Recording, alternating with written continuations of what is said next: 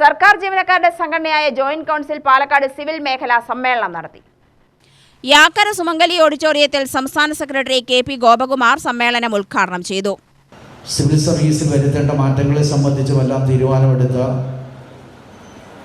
ഒട്ടേറെ സുപ്രധാനമായ തീരുമാനങ്ങൾ കൈക്കൊണ്ടുകൊണ്ടാണ് നമ്മൾ പാലക്കാട് നിന്ന് പിരിഞ്ഞത്. എങ്ങനെയായിരിക്കണം ജോയിന്റ് കൗൺസിലിൻ്റെ പ്രവർത്തനം? സിവിൽ സർവീസിനെ മുന്നോട്ട് നയിക്കാൻ പര്യാപ്തമായ രീതിയിൽ ജനപക്ഷ കേരളം, ജനപക്ഷ സിവിൽ സർവീസ് എന്ന ഏറ്റവും ശ്രദ്ധേയമായ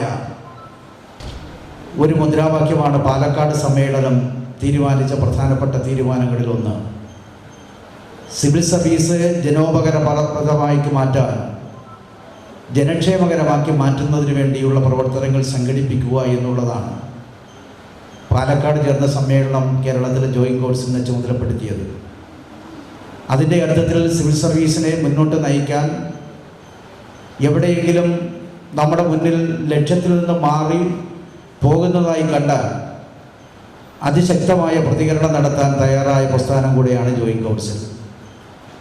ഒരു സമ്മേളനമാണ് എങ്ങനെ പ്രവർത്തിക്കണം എന്ന് നമ്മളോട് സൂചിപ്പിക്കുന്നത്. യോഗത്തിൽ മേഖലാ പ്രസിഡന്റ് ബി സുജിത് അധ്യക്ഷത വഹിച്ചു. ജില്ലാ സെക്രട്ടറി അംജദ് ഖാൻ സംഘടനാ റിപ്പോർട്ട് അവതരിപ്പിച്ചു. സ്വപ്ന, ബി പ്രജിത, ഡേവിസ് മാത്യു, മിഥുൻ മാത്യു എന്നിവർ പ്രസംഗിച്ചു.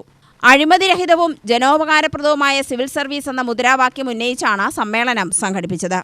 UTV news, Palakkad.